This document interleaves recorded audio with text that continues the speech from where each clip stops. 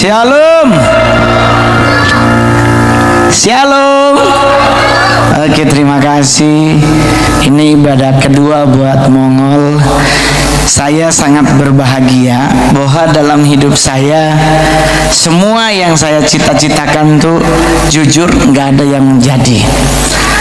Jujur, saya dulu pengen jadi seorang diplomat. Udah merencanakan kuliah, saya mau ambil fisik.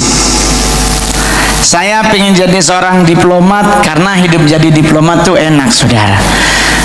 Dulu diiming-imingin kontrak bisa jadi atase, terus nanti jadi duta besar di negara orang, nggak ada yang boleh nyolek. Kalau kecolek orang berarti ribut sama negara asal. Jadi di angan-angan saya tuh, wow, pokoknya keren lah. Saya tidak pernah bercita-cita untuk jadi artis. Jujur aja, saudara. Karena selama saya nonton sinetron atau nonton film, yang tipikal muka saya tuh paling yang tersiksa hidupnya. Selama syuting entah jatuh, ya kan? Otomatis saya nggak ada cita-cita pengen jadi artis. Jujur. Cita-cita saya tuh pengen jadi seorang diplomat dari dulu. Bahkan sampai hari ini pun saya bercita-cita masih pengen jadi diplomat. Bahkan kemarin mikir-mikir mau kuliah lagi. Tapi saya pikir-pikir, Simon Petrus kan nggak sekolah pendeta jadi pendeta. 12 murid Tuhan Yesus yang pinter cuma 3 kalau nggak salah. Nggak lebih dari 4. Yudas dia bendahara. Matius dia pemungut pajak, ya kan? Berarti sekolah tuh ngurusin duit soalnya. Kalau sekarang mungkin debt collector karena ngejar-ngejar orang tuh di pasar. Terus siapa lagi? Lukas, konon kabarnya katanya dokter, tetapi setelah dilakukan penelitian nggak mungkin dokter karena fakultas kedokteran ada setelah 1700-an. Nah, Yesus abad keberapa gitu, berarti belum tentu dokter. Kemungkinan besar kalau nggak dia sinse tabib gitu. Cuman karena dia ada di Israel nggak mungkin sinse di Cina gitu. Jadi otomatis saya berpikir nggak usah sekolah tinggi-tinggi kalau begitu.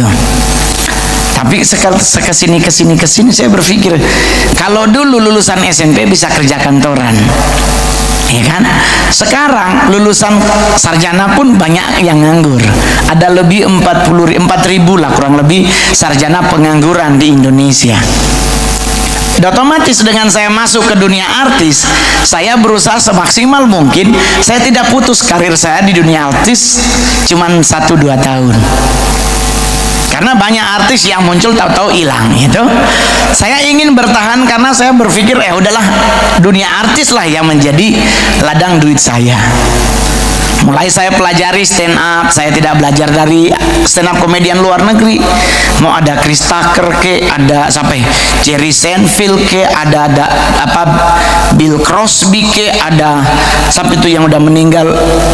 Pokoknya udah banyak lah, pokoknya ada Adam Sandler lah. Enggak, saya nggak belajar dari mereka. Orang tanya kenapa nggak belajar dari mereka? Mereka bahasa Inggris. Bahasa Inggris saya TOEFL-nya cuma 80.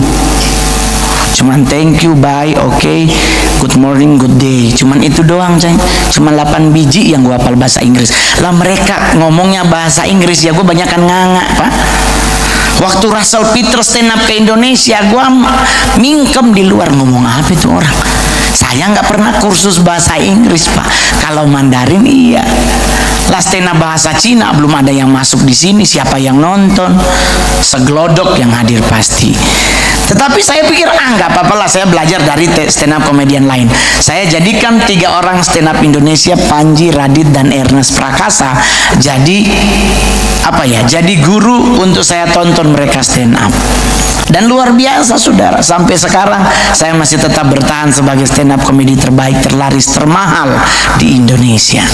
Cakep tuh, cakep, saudara. Orang tanya kenapa lu bisa berhasil sebegitu, Mol? Karena saya tidak pernah ribet dalam hal mikir. Kita kadang-kadang ribet tuh di mana? Yang paling bahaya di pikiran, Pak. Mau jalan gitu, kita udah mau keluar rumah, cecak jatuh darah, Yesus jangan keluar, pasti kecelakaan. Akhirnya ngeden di rumah nungguin. Coba kalau keluar, karena kenapa? Karena kita pikir kalau cecak jatuh pasti kecelakaan. Ada lagi Pak, saya boleh jujur, naik pesawat gitu, ada anak kecil pas mau masuk ke Garbaratan nangis. Orang bilang kalau ada anak kecil nangisnya meronta-ronta nggak mau naik pesawat, itu pasti kecelakaan. Mumet otak gua Pak, apalagi tahu-tahu ada anak kecil lagi nangis, jadi total 2 anak kecil. Gua mikir mau balik nggak ya ini takut bener kecelakaan, kan meninggal game di atas belum nyampe bawah. Kenapa? Karena semua dipikir terus. Sama juga kita mau makan, dipikir terus. Kata dokter nggak boleh nasi putih karena karbohidratnya tinggi. Mumet lagi kita, terus nasi apa dong? Nasi merah Pak. Hah? Kan mahal. Ternyata setelah saya pikir-pikir Pak, nasi putih nggak boleh, disuruh makan nasi merah, padahal kan lebih enak nasi kuning Pak. Iya enggak? Jadi kenapa kita jadi ribet Pak ngadepin hidup? Sekarang juga begitu. Kita sakit gigi, kita apa? Selalu yang dipikirin siapa yang lakuin? Setan Pak.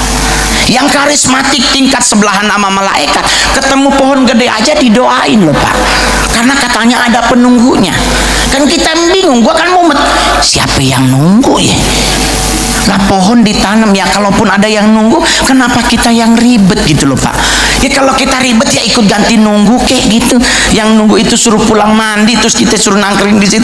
Kenapa kita jadi ribet? Karena pikiran kita yang membuat kita ribet Pak. Pasangan hidup, lu sionya apa? Gua sionya babi. Nah lu naga. Aduh kayaknya cocok banget nih. Itu tetep aja nggak cocok kalau cowok sama cowok. Gitu loh. Jadi jangan terlalu ribet sama mikir. Ini otak cuman segede bapau. Apapun kalau kita pikirkan nggak akan jadi. Saya kalau mikir makan siang di istana, lu kirain enak Pak? Diundang, Pak nanti kita makan siang di Istana Negara. Pasti sumpah demi Tuhan gua senengnya minta ampun Pak. Makan di istana, pasti berasnya nggak mungkin 9.000 per kilo. Ayamnya pasti baru habis dipotong, baru masak. Bukan yang udah 6 jam di pasar baru kita belanjain. Otomatis menghadapi seperti itu ya gue bahagia, rela nggak sarapan Pak. Demi biar lapar makan di istana bisa nambah. Ternyata realitanya nggak begitu Pak.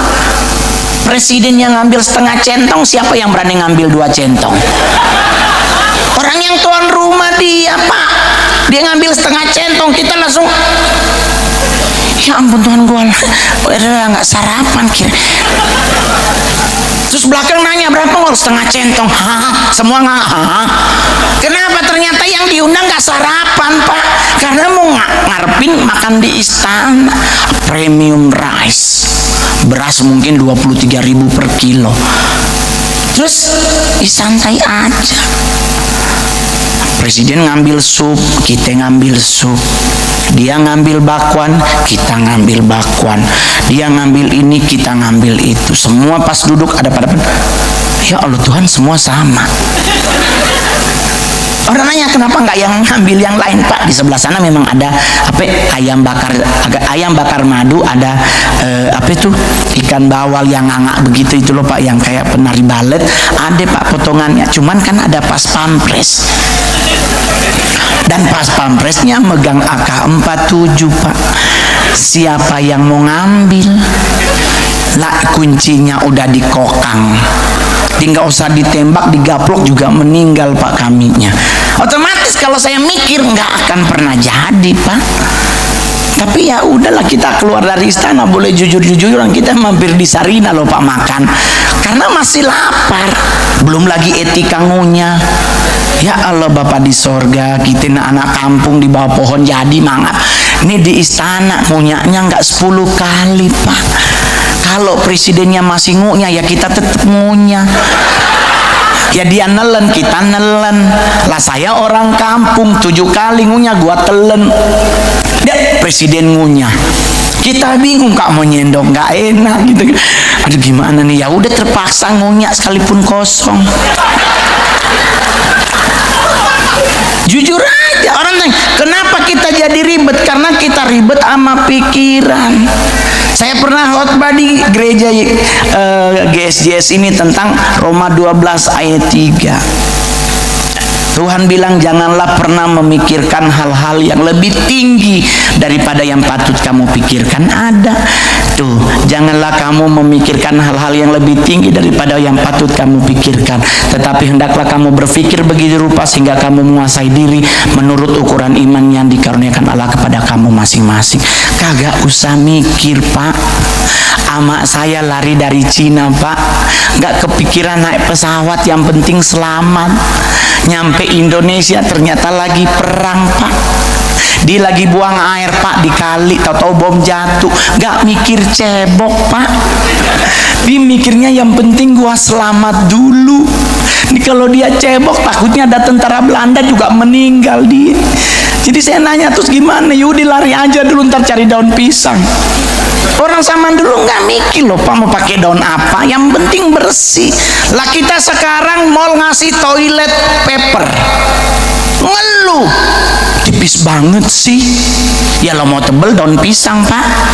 Saya udah pernah nyoba daun pisang, bener tebel loh, percaya sama Mongol. Cuman setebel apapun kan percuma, pasti koyak, Pak. Karena saya pernah ikut pramuka buang airnya, ngelap pakai daun pisang 5 lembar, Pak, robek, Pak. Gua tambah lagi tetap robek sampai 23, Pak. Dan pasti kena tangan, kena jari loh. Dan cuman orang Indonesia yo, orang bule langsung cuci, kita dicium. Bener kan? Ini kan jorok, Pak. Tapi mau gimana, itu realitanya negara kita kok. Jadi kita ribet sama apa? Apa yang di pikiran kita, Pak? Duh, nggak boleh ini loh, Ngol, nanti ini begini. Ini nggak boleh begitu loh, Ngol, ini nanti kamu begini. Ini kamu nggak boleh begini loh, Ngol, ini begitu. Nggak boleh pakai sampo ini loh, Ngol, nanti kamu rambutnya jadi begini. Terus mau pakai apa? Pakai santan kelapa? Emang bagus, mengkilat. Nenek saya pakai santan kelapa, tapi kan apek bantalnya, Pak. Ini bantal seminggu nggak dicuci, sarungnya dibuang ke kolam, meninggal loh ikannya, Pak. Serius. Terus kita semua nggak boleh. Kenapa? Karena kita mikir. Orang zaman dulu hidup mereka tuh dijalanin, nggak mereka mikir. Orang lagi perang makan gelap-gelapan, nggak ada mikir harus pakai ini ya, cuci tangan pakai detol warna kuning karena 99,9 kumannya pati mati. Dulu nggak ada, Pak. Ada cap tangan 6 bulan nggak tipis-tipis. Mereka nggak ribet, Pak, zaman dulu. Cuci sikat gigi, Pak, ya lo pakai bata, Pak. Lah kita sekarang pakai Pepsodent, ngeluh, ih jangan Pepsodent, kurang bagus, pakai Sensodyne. Ribet. Zaman dulu nggak ada, Pak. Mereka menyuci tangan aja cuman pakai air, nggak ada sabun-sabunan, Pak. Lah kita sekarang jerawat satu langsung dokter kulit.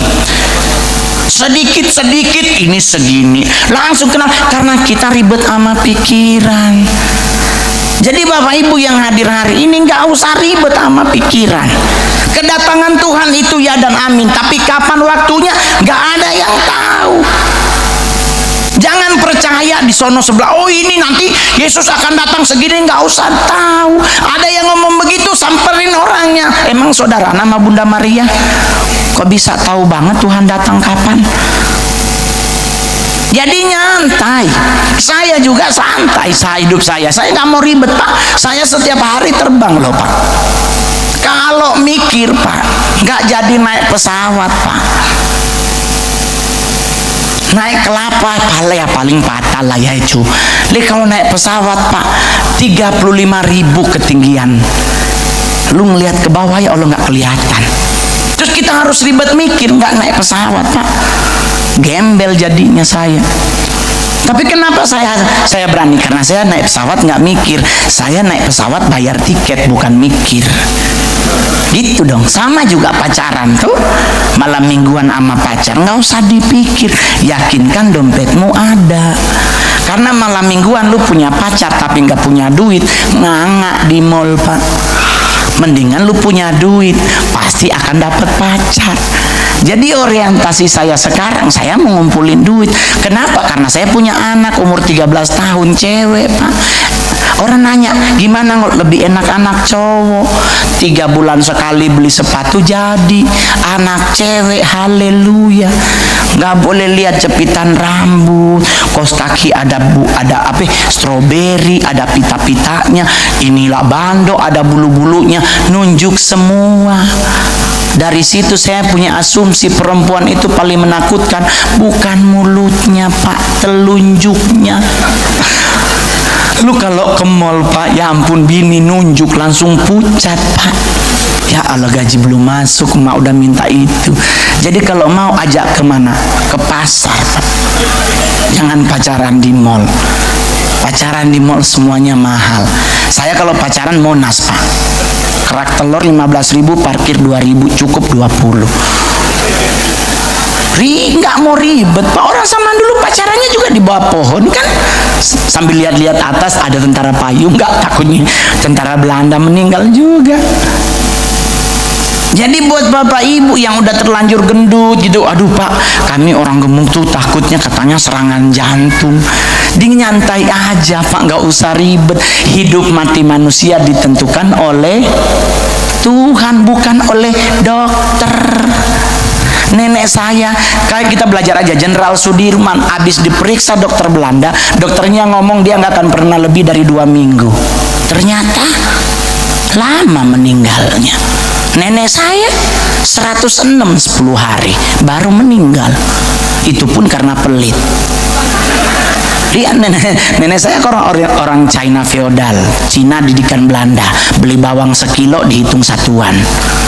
Pulang pasar dihitung garam bawang 1, 2, 3, ditulis di buku 32. Besok masak 6, ditulis 6.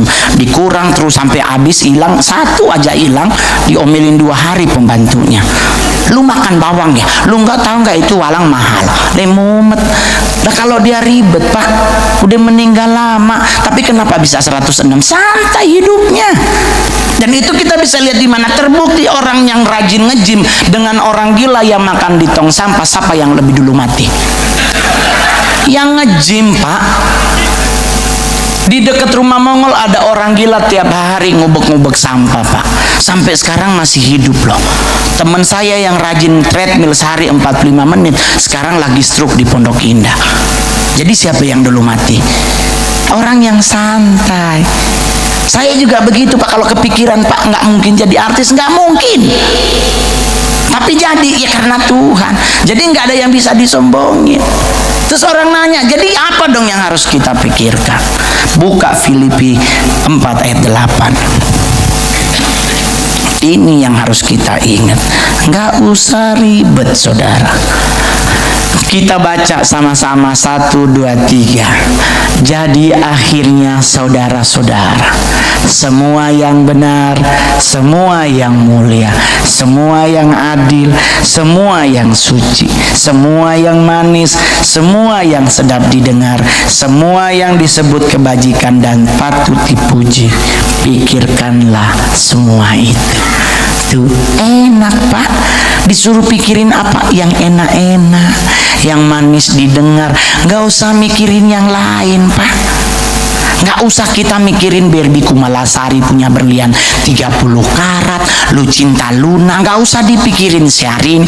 Pikirin hidup sendiri aja. Karena hidup kita yang jalanin. Mereka punya berlian 10 karat, ya kalau kita nggak mampu beli sirkon. Itu aja ya kan. Kenapa harus ribet? Sirkon juga kalau orang yang nggak mengerti dia pikir juga pasti berlian.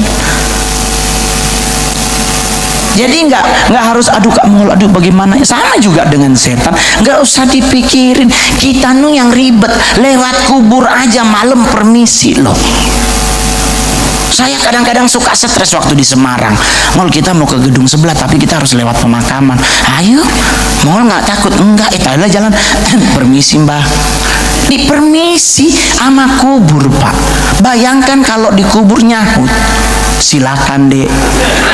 Di meninggal kita, Pak, kenapa lewat kubur permisi? Nggak ada orang 5 meter di bawah tanah yang dimakamin, Pak.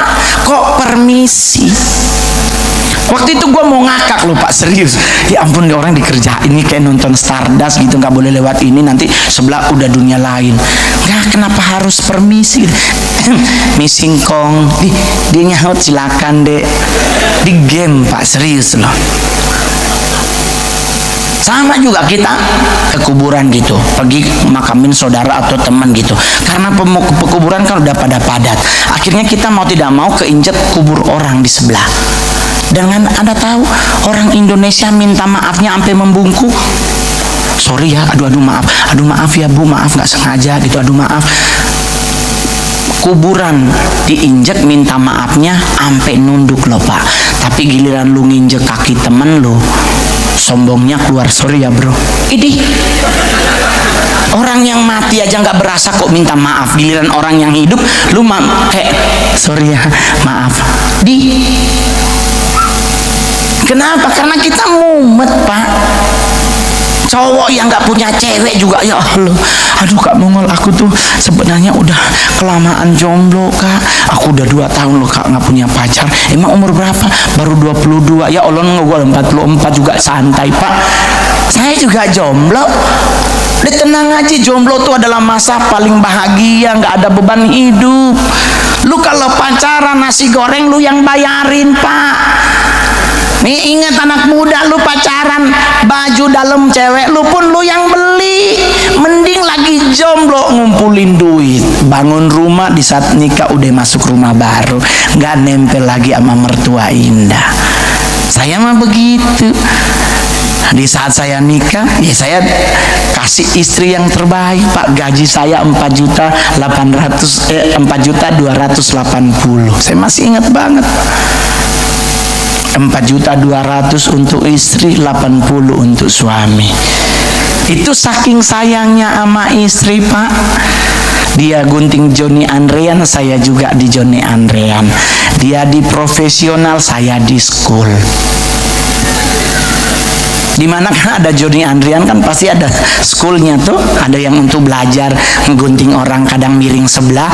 Nah itu saya Pak, saya dulu demi cinta kepada istri gunting rambut di profesional, keluar cakep gua.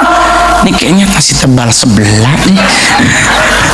Kadang di belakang sebelahnya beda, jadi kita mau bilang apa kan, kalau kita mau suruh gunting lagi kan bayar Pak. Kalau gimana ini udah mau habis 8.000 loh Pak, demi sayang kita kepada istri.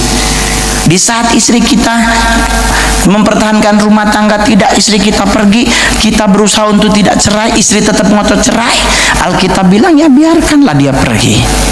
Itu nggak usah disesali. Sekarang kita jadi artis, dia mau balik lagi, Faya Kondios beb. Thank you sayang, dulu gua gembel, lu tinggal, gua tajir, lu balik, lu siapa?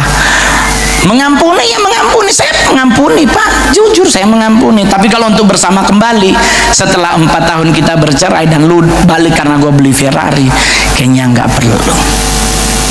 Akhirnya saya mumet mau nikah lagi apa enggak. Diperhadapkan seperti itu, otak saya mikir Pak, aduh gimana ya ini, gue mau kawin atau enggak. Tanya gereja nggak setuju, tanya anak saya, tanya tapi boleh kawin nggak? Anak saya langsung ngomong nggak boleh pi, soalnya ibu tiri itu jahat. Enggak, kenapa anak Mongol bisa begitu? Karena ama omanya nonton sinetron.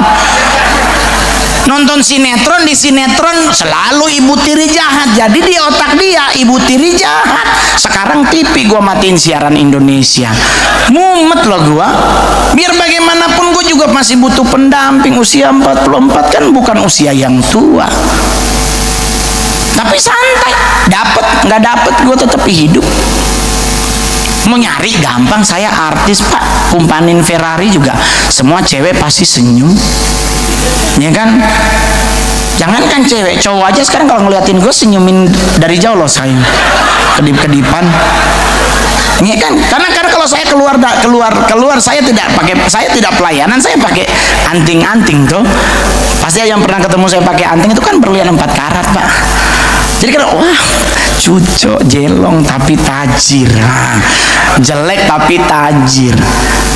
Terus orang nanya, kenapa nggak dipacarin? Ya nggak boleh, pasangan itu harus tidak sama, karena kalau sesama bahaya, Pak. Tapi ya nggak apa-apa, sekarang lagi musim kan, karena sesama lebih murah. Dijujur aja, sekarang di mall banyak cowok sama cowok, Pak. Udah dilakukan survei. Saya kemarin di Senayan City, Pak, lagi nongkrong di food court. Ada cowok sama cowok suap-suapan. Gua pingin nabok, dosa. Gua inget-inget 170 berapa ya, 4 tahun di KUHP. Orang nanya, kenapa lu marah, Ngol? Ya gua juga udah lama gak ada yang suapin gitu. Gua juga berharap ada yang nyuapin, tapi ini kenapa dia yang cuapin? Sekitar, oh iya benar juga. Sekarang gradasi moral anak muda diperhadapkan pada kondisi seperti itu. Dulu cowok sama cowok pacaran atau dekat sembunyi-sembunyi, sekarang udah frontal di depan mata kita. Terus apa yang kita harus lakukan? Ya cuekin aja, Pak, hidup-hidup dia. Kalau kita kenal dengan dia atau ada hubungan teman gereja, tegur dia. Tapi kalau enggak, jangan masuk campur. Tuhan mulaikan suruh dari Yerusalem, Pak. Berarti keluargamu. Sama kayak saya, terus sekarang mama udah meninggal. Mama saya meninggal tahun 83. Saya baru usia 4 tahun. Mama meninggal, otomatis saya, adik mama saya panggil jadi mami. Kemarin ke Jakarta ada orang datang ke Ngol, kamu harus layani mamamu loh. Hah? Udah mati, Pak? Iya. Kamu injili. Hah? Injil gimana sih, Pak? Iya, kamu harus menangkan mamamu. Kau udah mati, Pak. Iya, kamu injili. Lah injili bagaimana? Orang udah mati mau diinjili bagaimana? Mak gua dalam kubur, masa gua suruh mama terima Yesus ya? Udah meninggal, Pak. Udah jadi daging, udah jadi tanah kayaknya. Kenapa? Iya, Mbak Mongol, harus ada penginjilan dunia orang mati. Ini otak gue kan jadi mumet, ini orang stres apa gue yang sarap sih? Gue langsung begini aja deh, bapak pelayanan bapak lakukan, nanti gue sumbang spanduk. Itu aja ya. Kalau gue mah nggak bisa, gue prinsipnya urusin yang hidup, ngapain gue ngurusin orang mati? Orang keluarga saya masih ada banyak yang belum dimenangkan, masa ngurusin mama yang udah mati dari 83? Ntar gue sumbangin spanduk, datang dan hadirilah kebaktian rohani, dunia orang mati, bintang tamu, wewe gombel, sapi juga, ya kan, kuntilanak, ya gue taruh juga di spanduk. Kita nggak usah ngurusin yang begituan. Kita kalau hidup sama otak kita yang mumet ini, Pak, nggak akan maju kerohanian kita, karena setiap minggu ada injil-injil palsu yang mulai masuk dalam pelayanan kita. Oleh sebab itu, Anda yang udah jemaat dari gereja GSCS, bertumbuhlah di sini. Jangan lihat Pastor Michaelnya, dia kan masih muda. Lah Timotius apa kabarnya? Juga masih muda, boleh dipakai Tuhan. Daud masih muda, boleh dipakai Tuhan. Tidak menutup kemungkinan kan Pastor Michael juga bisa dipakai Tuhan. Kenapa kita harus ribet? Dengan Anda bergereja di sini berarti pertumbuhan Anda konsisten. Kalau Anda pindah gereja karena di sono ada limingho, nah itu lu PA namanya, Pak. Ih, Pak Mongol di sebelah sana, aduh Pak Mongol kemarin gue ibadah, Pak Mongol sakit gigi, aduh saya ibadah mah tetap, puji Tuhan jam ibadah keempat saya disembuhkan Tuhan. Orangnya gue ajak ribut, lu mah PA. Lu malu kesembuhan mah nggak usah ibadah keempat, ibadah pertama juga sembuh. Emang kenapa, Pak Mongol? Kalau ibadah keempat lu hitung persembahan lu berapa? 10.000 sekali ibadah, berarti lu dapat berapa? 40 hilang. Coba lu beli ponstan sepapan tuh, sembuh juga. Jadi jangan kiblatnya ke hal-hal yang nggak wajar. Kesembuhan itu kan bonus dari Tuhan. Amin. Kenapa kita harus mumet, Pak? Tapi kan kamu nggak usah tapi-tapian. Dalam Tuhan nggak ada tapi-tapian. Di dalam Tuhan kepastian hidup itu ya dan amin. Udah nggak usah ribet. Mikir apa yang sedap, yang indah, yang mulia, dipikirin aja. Saya juga begitu, Pak, nggak mau mumet.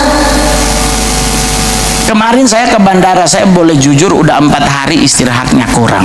Bahkan pernah ada yang nggak istirahat karena harus terbang pesawat ke sana kemari. Udah. Terus kemarin pas mau ke sini, saya mampir di, kebetulan saya naik Garuda, ada tempat buat pemeriksaan kesehatan tuh. Saya periksa. Ternyata 110/70. Ternyata aman tuh, karena saya nggak mikir, penasaran aja. Soalnya baru habis makan durian 4 gitu. Jadi buat bapak ibu yang punya sakit darah tinggi, sebiji aja ya Pak, jangan satu bijinya Pak, yang isi di dalamnya satu aja Pak, jangan lewat dua, biasanya bengkok Pak. Dan saya selalu mengingatkan buat anak-anak Tuhan yang ada di gereja, tadi kita nyanyi lagunya enak banget gitu, nyanyi bagi Tuhan itu kan kita menyenangkan hati Tuhan. Menyenangkan hati Tuhan, bicara kita tuh membuat Tuhan tuh jadi senang, jadi bahagia. Kalau Alkitab bilang kan Allah itu adalah Allah yang pencemburu. Anda pernah tahu orang cemburuan Pak kayak gimana? Uring-uringan loh Pak. Nah, kalau Tuhan datang uring-uringannya, nah biar dia nggak uring-uringan, kita senangkan hatinya. Sama dulu kan ada lagu menyenangkanmu, senangkanmu, hanya itu kerinduanku.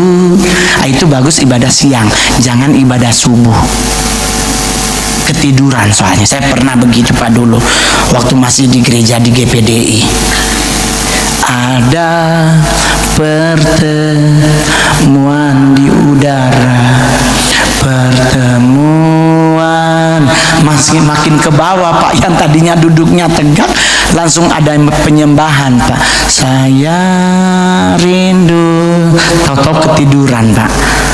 Tapi melahirkan saya yang seperti sekarang, tidak goyah iman. Mau di dunia artis ada godaan apapun, yang kami lebih takuti cuma dua di dunia keartisan. Satu dirjen pajak, yang kedua lambe turah.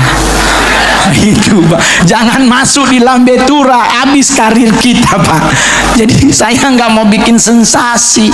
Saya mau bersensasi boleh Pak, tapi saya takut ketahuan dirjen pajak mobilnya nggak dilapor, besoknya ditarik Pak. Jadi mendingan setiap apa yang saya beli laporkan dulu. Saya bikin usaha di Manado namanya Dapur Mongol, bikin izin karena usaha minus mikro yang kecil, cuman modal 50 juta, ternyata nggak kena pajak, bahagia gitu. Jadi usaha yang kecil-kecil aja ya bos, nggak bayar pajak, paling perpuluhan. Kalau perpuluhan itu udah haknya Tuhan. Jadi kalau Anda tahu keberhasilanmu, salah satu yang membuat engkau berhasil karena perpuluhan saya rajin. Itu yang gara-gara film komik 8 saya jadi bencong kan, yang saya ancam pendetanya kan perpuluhan. Soalnya saya jadi bencong dimarahin loh Pak. Kamu kan anak Tuhan, kamu melayani loh Mongol, masa kamu jadi bencong? Pilih dong karakter yang memuliakan Tuhan. Ya Allah, karakter apa Pak yang seperti muka ini memuliakan Tuhan? Pak Aliando masih hidup Pak, susah gue nyampe di situ Pak, serius loh Pak. Nunggu mereka yang ganteng dipanggil Tuhan baru gue gitu. Iya kalau enggak ya gue korbannya yang kayak Aliando itu ganteng-ganteng serigala kan, saya cuman manggilin dia doang, bro ditabrak mobil. Udah Pak, pulang nggak ada lanjutannya Pak, serius loh, saya nggak bohong Pak. Sinetron paling pertama saya tuh Naik Enak Turun Ogah, kalau dulu tayang di Antv yang mainnya Om Indro. Itu saya pernah main di situ Pak, 16 episode. Saya jadi kuntilanak loh Pak. Nggak ada dialog, Anda cari di YouTube kalau nggak percaya. Ada Pak, saya cuma nangkring di pohon. Cuma segitu doang Pak. Lu bayangin Pak, nggak mungkin saya mau nyampe karakter kayak Aliando and the Gang Pak. Udah paling korban Pak. Bayangkan saya syuting nggak turun dari pohon loh Pak. Makanan diantar karena katanya continuity, nggak boleh geser duduk. Terus kita mau nolak, ya aduh Tuhan susah Pak. Maijab pengen ke Mekah, saya main loh Pak. Itu kan beli Ferrari duitnya. Dan Anda tahu nggak ada dialog Pak, karena saya cuma gendong babi. Anda cari di YouTube ada gua sama Sony Wakwaw itu. Dia yang bawa itu, udah gitu Sony Wakwaw ngomong apa kita nggak ngerti. Jadi gendong babi dan babinya bukan styrofoam Pak, asli babinya Pak. Dia buang air di situ, ya Allah, tahu-tahu kita nggak sempat dimandiin udah gendong. Terus saya tanya kenapa lu nggak protes? Ya gue juga protes, tapi sutradaranya bilang ya lu doang yang Kristen. Ya udah, minoritas mah yang penting 11 juta per hari gitu aja. Gue nggak mau ribet sama hidup, serius. Hidup ini dibawa santai, kenapa harus ribet? Iya enggak? Tapi kan kamu kita nggak boleh ke mall. Ya udah, meninggal aja kalau begitu. Semuanya nggak boleh ke mall, nggak boleh begini. Ya terus ngapain hidup? kamu itu kan keangkuhan hidup, keinginan daging. Ya udah lu masuk ruang doa aja setiap hari. Hidup ini dinikmati, mau ke mall ya sok, yang penting ada duitnya. Kalau mampunya di pinggir jalan makan bakwan ya di pinggir jalan juga nggak ada masalah. Yang penting inget, ngambil 4 harus bayarnya 4. Kita kadang ngambil 5 bilang 3. Banyak itu juga saya pernah dulu, Pak. Berapa bos? 3 bang, padahal 5. Ntar nyampe di rumah baru, aduh Tuhan maaf ya Tuhan tadi saya, padahal sebenarnya tahu, cuman pura-pura. Nah, itu namanya trik, Pak. Tapi jangan dilakukan karena itu bagian dari dosa. Jadi nyantai aja. Lu mau makan apa silakan, selama punya duit belanja. Tapi belanja pada hal yang benar. Nggak punya rumah jangan beli mobil. Kalau orang Manado di daerah Mongol, di Jakarta orang Manado banyak Pak udah punya mobil tapi ngkos. Pas diusir bingung Pak, isi dalaman mobil semua baju. Harusnya kan beli rumah. Kalau pinginnya di Jakarta, ya udah nggak mungkin dapat 200 juta. Lu nyari ke arah Bogor. Pastikan daerahnya nggak ada petir, jadi bisa nonton TV. Kalau ada petir kan meninggal kita Pak sama TV-nya. Jadi kalau Anda mau beli TV, beli TV yang warna TV-nya putih, jangan orange. Itu bekas disambar petir. Saya tahu karena saya pernah tinggal daerah situ Pak. Jadi nggak usah ribet, cowok nggak punya pasangan santai coy. Santai. Biarkan Tuhan yang ribut sama dirinya. Kasihan ya Mongol sendirian. Apa yang harus kita lakukan? Tidur aja. Orang Hawa diciptakan Tuhan di saat Adam sedang tidur kok. Jadi kalau nggak punya pasangan, apa yang cowok-cowok lakukan? Tidur. Itu doang. Saya mah rajin tidur Pak. Karena dalam tidur saya berdoa sama Tuhan, Tuhan berikan tulang rusuk, jangan tulang kaki. Ya kan kita kan carinya tulang rusuk ya. Kalau dapatnya tulang kaki kan bahaya ya Pak. Jadi nggak usah ribet. Minggu depan nanti ada Pak Yesi Lantang kesini, datang karena setiap hamba Tuhan punya cara yang luar biasa yang Tuhan kasih buat memberi pelayanan buat kita. Jadi santai. Saya kalau jadi artis Pak, ribet hidup kami di dunia keartisan. Pastor Michael mumet kalau gunang gua. Harus ada ruangan sendiri, harus ada makanannya sendiri. Nanti kalau mau foto paling cuma sampai 7 orang, nggak boleh kebanyakan. Kalau saya mah sejemaah juga foto, ayo. Yang penting inget, timernya matiin. Jangan kayak saya manggung di Luwuk, timer 20. Di kita mumet gaya Pak. 20, 19, 18. Kita udah julurin lidah. Masih 16 Pak, ya ampun Tuhan. Ada orang sebelah, ayo kamu ngol foto. Ibunya bilang, jangan sama gue dulu. 12, 11, 10. Udah 7 kali Pak, basahin lidah. Belum nyampe masih 9, 8, 7. Ya Allah kapan kelarnya. Jadi kalau ini hari mau foto, sok atuh mah. Yang penting timernya dari 3. Jangan dari 10. Gua ajak ribut loh. Jadi nggak usah ribet, ke gereja pakai kaos, sok. Yang penting jangan pakai koteka. Saya pernah pakai koteka, dari sekarang saya bilang jangan pakai kalau kurang yakin. Karena koteka adalah jebakan Batman. Saya pernah pakai Pak, ngegloyor, nggak boleh. Jadi santai aja, iya kan? Jadi buat Bapak Ibu, kecantikan seorang wanita dilihat dari mana? Dari akhlaknya, bukan dari mukanya.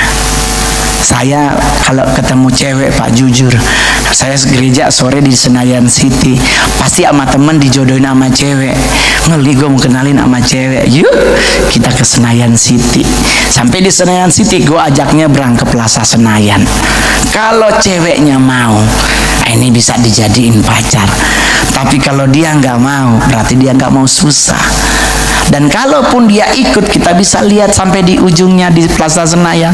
Karena kemarin saya pernah ajak begitu Pak, sampai Plaza Senayan, kayak cendol meleleh Pak. Ternyata bedaknya 8 cm.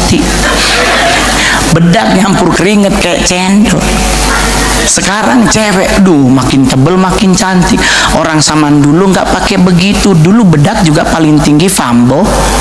Itu kalau nggak bedak malam, bedak Kelly. Itu kalau keputihan kayak kuntilanak hidup loh Pak, serius. Saya kalau melihat mama saya kayak begitu, saya suka ketawa sendiri. Terpaksa gantinya apa? Bedak pipa. FIFA nomor 1 sampai nomor 5. Masih single, make nomor 1 sampai nomor 2. Punya anak dan janda, pakai nomor 3, 4, dan 5. Ketebelan make kayak keracunan ikan tongkol. Merah banget, serius loh. Pernah lihat ibu-ibu pakai bedak pipa? Kayak keracunan ikan loh Pak. Tapi santai, suaminya nggak pernah ninggalin dia. Karena suaminya udah lihat hatinya. Jadi Anda yang masih jomblo, cari calon istri, lihat hatinya. Ajak keliling di Senayan City, mulai dari pintu Bottega sampai pintu di Gucci. Kalau dia bilang yang masuk, tinggalin. Karena kalau sampai dia masuk, dia megang tas, lu nggak beli, berarti lu bukan calon suami yang baik. Ya, mending ajak ke Sutos aja Pak, cuman ada matahari. Tas di situ 800 dapet lah. Kalau lu masuk Bottega, ginjal dan jantung setengah dijual, belum kebeli itu tas. Sampai hari ini saya nggak pernah ngajak mama saya ke Senayan City, serius. Gua ngajak emak kemana? Ambasador Pak. Ada juga Bottega 300.000. Nggak apa-apa, yang penting sama. Orang di kampung nggak pernah tahu ini tas 200 juta. Lah kalau mama saya orang Manado dibeliin Bottega, gua yang tersiksa Pak. Karena kami orang Manado kemana-mana pesta pasti bungkus. Lu bayangkan tas 200 juta ada ikan kembung bakar di dalam. Terus dia tumpah di situ lagi Pak sausnya. Ya Allah, mau cuci di mana? Tetap nggak bisa dicuci. Cuman sekarang permasalahan, ada orang bilang begini, Mongol, kenapa sekarang banyak ngetren ibu gembala pakai Birkin 2,5 M? Mas saya bilang itu haknya mereka. Karena waktu saya jadi bencong, saya dimarahin gereja, gerejanya gua marahin, balikin perpuluhannya. Nih coy, gue jadi bencong, duitnya jadi perpuluhan toh. Terus gue bawa ke gereja, lah ini marahin gue karena jadi bencong. Ya balikin dulu duitnya. Yang duit kemarin jadi perpuluhan kan bekas gue jadi bencong Pak. Akhirnya sekarang gereja nggak ada yang berani marah Pak. Nah karena perpuluhan gue dari situ Pak. Dia kan jadi bencong cuman di film. Cuman karena berhubung udah 44 film, 7 jadi cowok, sisanya jadi bencong, akhirnya jadi nyaman Pak. Jadi nggak usah ribet. Ini ibadah kedua, masih ada 8 kali ibadah. Masih ada 6 kali berarti tuh. Cakep sih gembalanya, lihat masih muda loh Pak. Itu kasihan yang masih cewek-cewek udah nggak boleh naksir. Beliau udah punya tulang rusuk, jangan dicariin lagi ya. Jangan jadi kayak orang Manado 02. Kita minta maaf. Orang 2 01 so tahu. Di Manado ada lagu tuh, 01 istri, 02 selingkuhan. Dalam Tuhan nggak boleh ada. Dalam Tuhan cukup satu aja ribet, apalagi 2 ya. Karena kalau kita beristri 2 diperbolehkan menurut hukum kita. Tetapi menurut hukum Tuhan istri cuman boleh 1. Karena kalau kita istri 1, orang tua masih kita bisa beliin cincin emas. Tapi kalau sampai istri 2, orang tua tinggal dapat besi putih. Jadi santai, oke?